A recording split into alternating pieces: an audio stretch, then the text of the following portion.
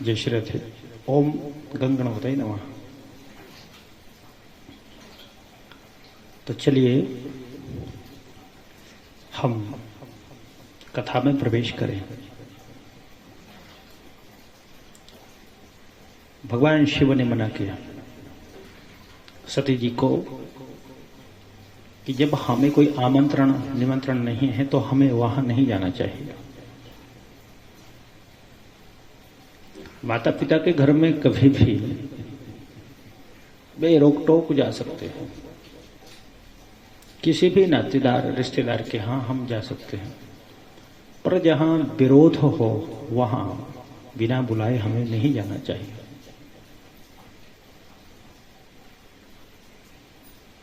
यद्यपि विरोध मान जह कोई, तहां गए कल्याण न होई, इसलिए हमें नहीं जाना चाहिए। बहुत समझाया भोले बाबा ने, पर सती जी को एक बात समझ नहीं आई, वो नहीं मानी। वही क्या कर सकते हैं, समझा ही सकते हैं, पर समय जैसा बन जाए। तुलसी जैसी भवतव्यता तैसी मिली सहाय। समय जैसा बन जाए, भगवत कृपा जैसी हो जाए। सती नहीं मानी।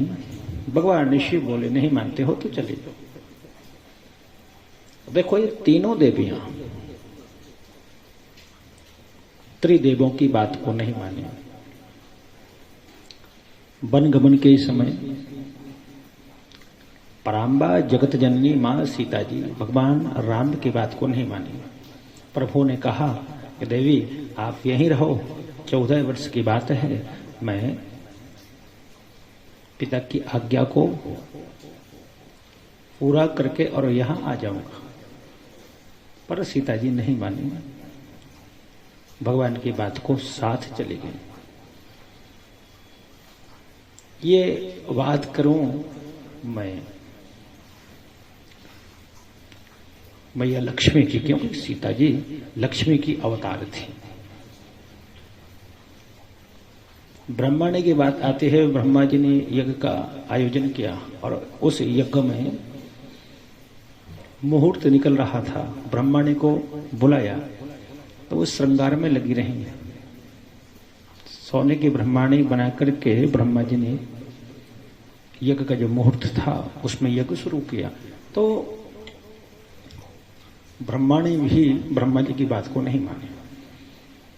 यहां रुद्राणी के बाद भगवान शिव ने मना किया, पर सती नहीं मानी। सती अपने पिता के घर चल गई और वहां जाकर के पहुंची। केवल एक माता प्रेम से मिली, सादर भले ही मिली एक माता, और भगनी मिली बहुत मुस्काता। बहनों ने प्रयास किया, बोले जीजाजी नहीं आए, क्योंकि सबको पता था भगवान शिव को छोड़ करके और प्रजापति दक्ष ने सबको बुलाया है।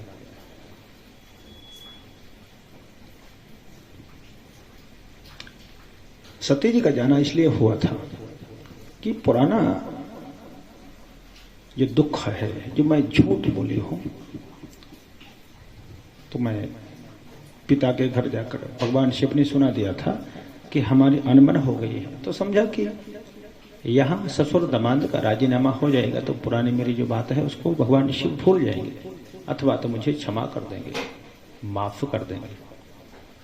इसलिए वो वहां गई और उस आयोजन में जाकर देखा कि प्रजापति दक्ष ने सबको बुलाया था, सबको आमंत्रित किया था, सब इनवाइटेड थे, केवल भगवान शिव और सती को छोड़कर। उस यज्ञ में सबकी अपनी अपनी गादी लगी हुई थी, सबके आसन थी, सबका स्थान था, पर भोले बाबा का कोई स्थान नहीं। जिस यज्ञ में भगवान शिव का स्थान ना हो, शिव की आसन ना हो और शिव की गादी ना हो, वो यज्ञ नहीं कहलाता, वो यज्ञ सफल नहीं हो पाता।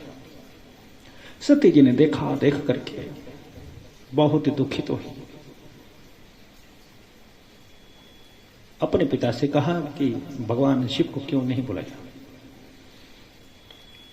दक्ष ने कहा कि यहां मुझे सलाह देने की आवश्यकता नहीं है, यहां तुम आ गए वो ही ठीक है।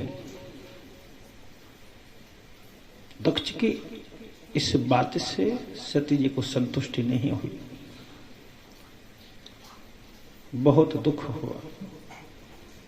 समझा कि इसने जान बूझ करके मेरे स्वामी का अपमान किया है।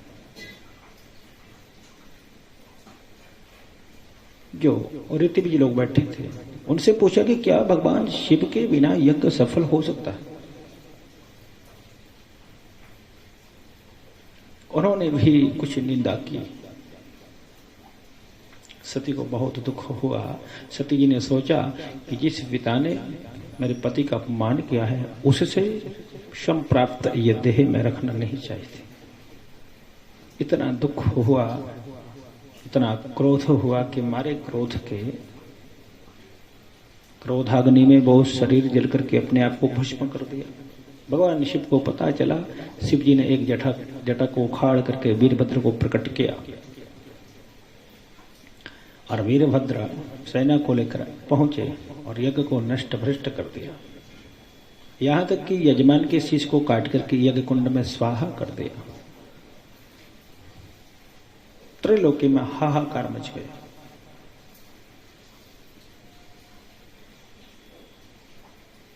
दक्ष यज्ञ विध्वंस हो गए।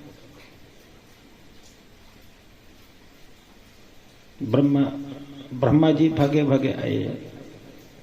देख करके बड़ा दुख हुआ, बड़ा पश्चाताप हुआ। भगवान शिव की स्तुति की। भगवान शिव तो क्षणिक रुष्टा क्षणिक तुष्टा रुष्टा तुष्टा क्षणे क्षणे। जब स्तुति की तो भगवान शिव प्रसन्न हो गए।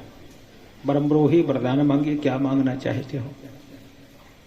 तो ब्रह्मा जी ने कहा कि आपके जो ससुर साहब हैं, जो यज्ञ के यजमान हैं, वो नष्ट प्राय हो चुके हैं, वो मृत प्राय हो चुके हैं। उन्हें जीवन दान दो और यज्ञ संपूर्ण करो। भगवान शिव प्रसन्न हो गए। वीरभद्र से कहा, बोले ये यजमान का शीश कहाँ है। वीरभद्र जी ने कहा कि आपने कहा था कि यज्ञ को विध्वंस कर दो, तो मैंने यजमान के शीश को काट करके यज्ञ कुंड में स्वाहा कर दिया था। बोले अब क्या किया जाए। तो कहा जहां भी जिस जीव का शीश मेरे लाकर के स्थापित कर दो। बकरे का शीश लाकर के दक्ष के शीश पर स्थापित कर दिया। और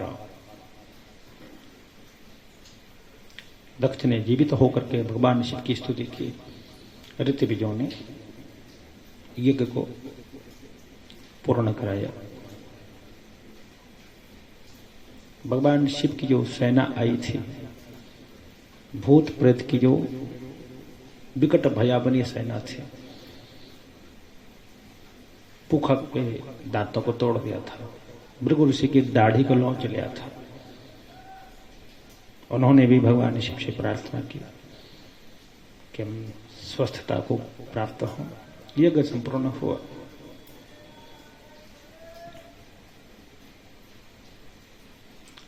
भगवान शिव की जब हम पूजा करते हैं और उस पूजा के दौरान गाले को बजाया जाता है, गाले के बजाय से निहाल कर देते हैं, कपोल वादन किया जाता है।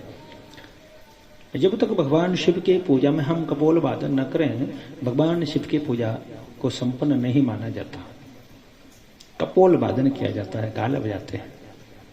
निरावलंबस्य ममावलंबम विपाटिताशेष विपत कदम मदीय पापचलपात संबम प्रवर्तताम वाचि सदैव बम बम। तो भगवान शिव की पूजा में गाल बजाने से पूजा संपूर्ण होते हैं, पर हम गाल बजाते हैं तो भगवान शिव प्रसन्न हो जाते हैं, परंतु पराम्बा जगत जननी मां नाराज हो जाते हैं, क्रोधित हो जाते हैं। इसलिए ताली बजाई जाती है। पहले गाल बजाओ, भगवान शिव प्रसन्न हो जाएं, और मैया जब नाराज हो तो ताली बजाना चाहिए। ये भगवान शिव की कथा। दक्ष यज्ञ पूर्ण हुआ, भगवान शिव लौट करके कैलाश पर्वत पर आए। भगवान शिव स्वयं कल्याण स्वरूप है, अब डरता नहीं है। जिसके ऊपर प्रसन्न हो जाएं उसको हरा भरा कर देते हैं। शीघ्र प्रसन्न तो होते हैं पर शीघ्र क्रोधित होते नहीं देखा गया है। एक कहावत है कि जिसके जैसे संस्कार होते हैं वो उतना ही गहरा होता है। जिसकी बैठक अच्छे लोगों में हो, कहते हैं वो व्यक्ति बड़ा वजनदार है, बड़ा समझदार है, बड़ा होशियार है, बड़ा सहनशील है। तो इसलिए तो हमें शास्त्रों का संग करना चाहिए, सत्संग करना चाहिए, ताकि हमारी जो समझ की क्षमता है वो और ज्यादा बढ़े, हमारी सोच अच्छी हो, हमारी विचार शक्ति, हमारी चित्त वृत्ति जो है वो निश्चयी हो, हमारे विचार सकारात्मक हों। ये सब हमें कथाओं से प्राप्त होता है।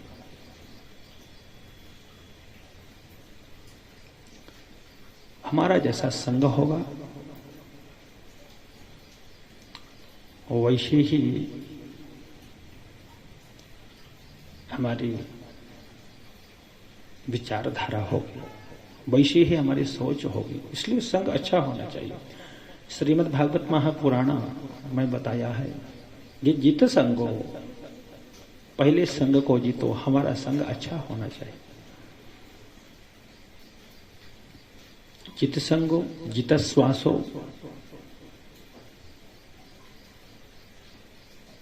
जितासनो जितेंद्रिया। चार वस्तुएं हम जीत ले तो समझो कि हम परिपक्व हो चुके हैं। संग को जीते, संग हमेशा अच्छा हो, सत्पुरुषों का संग करें। सताम जनाम संगा, संग को जीते। जित संगो जित श्वासो, कुंभक रेचक पूरक आदि से हम प्राणायाम करके और श्वास को जीते। हमें प्राणायाम करना चाहिए। जित संगो जित श्वासो जितासनो, एक आसन से हम कितने घंटे बैठ सकते हैं, आसन को जीतना चाहिए। जितेंद्रिया, इंद्रिय जित होना चाहिए, क्योंकि जो हमारी इंद्रियां हैं हमें खींच करके ले जाती हैं इधर उधर।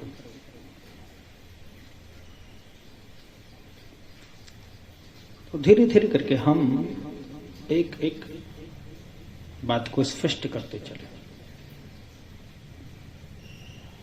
उसी प्रकार से एक एक इंद्रियों के जो स्वामी हैं उनका आराधन करके एक एक इंद्रिय हम जीतते चले, ताकि हम जितेंद्रिय हो सके। ये सब शास्त्रों से हमें ज्ञात होता है, प्राप्त होता है, पता चलता है कि कैसे चले।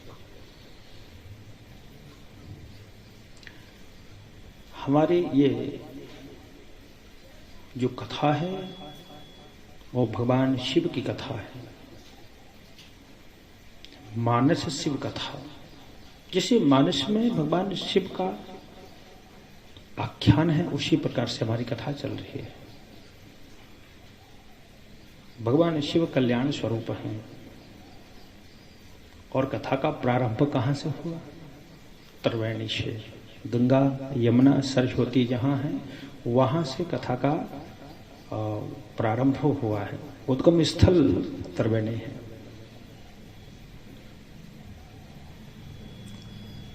कथा जब होते हैं तो पहले प्रक्षक होते हैं, पूछने वाले होते हैं, प्रश्न करने वाले होते हैं।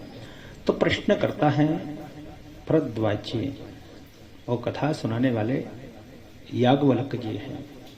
ये कथा प्रयागराज से प्रारंभ हुई।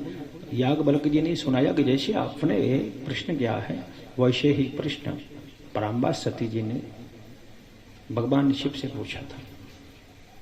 ये शिव की कथा मानस के अनुसार, तो इसको हम मानस शिव कथा कहेंगे।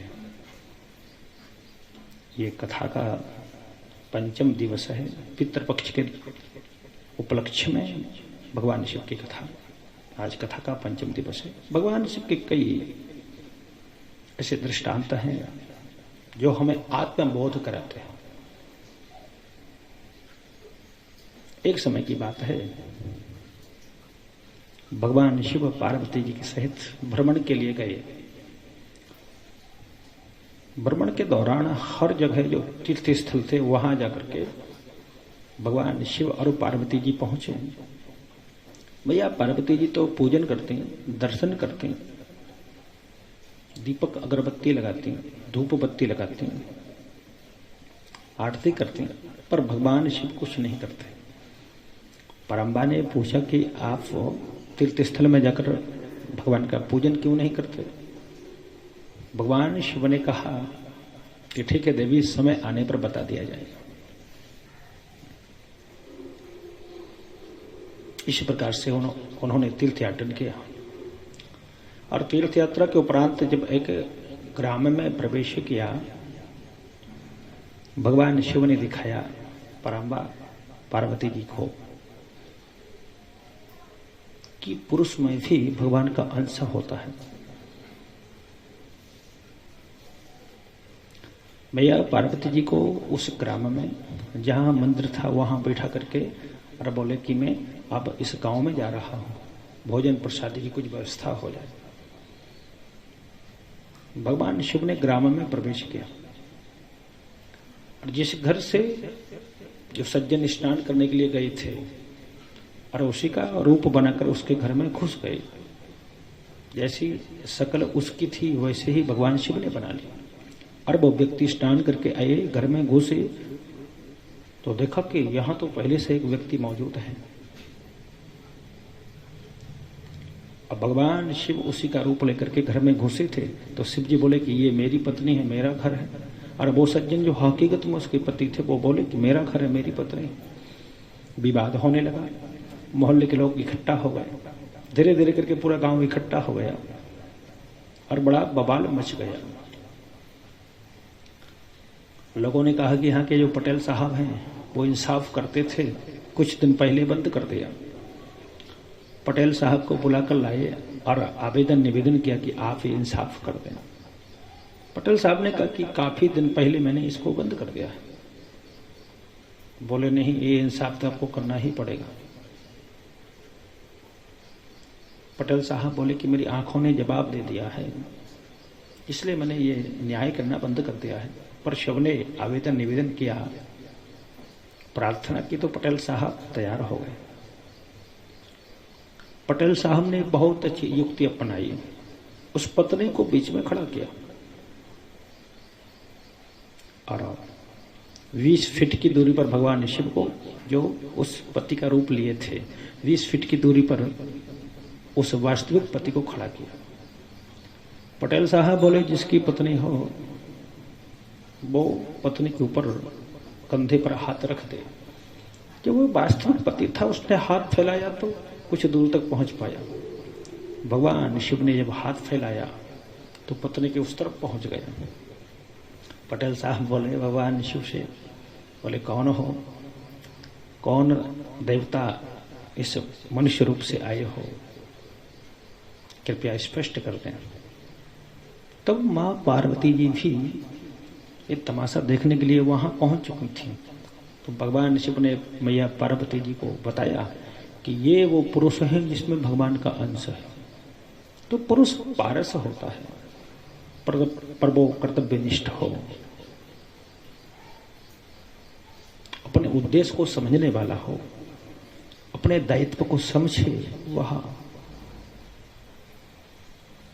जीव भगवान का अंश है। तो कथाओं से हमें सब कुछ प्राप्त हो जाता है। जय श्री राम, जय जय श्री राम।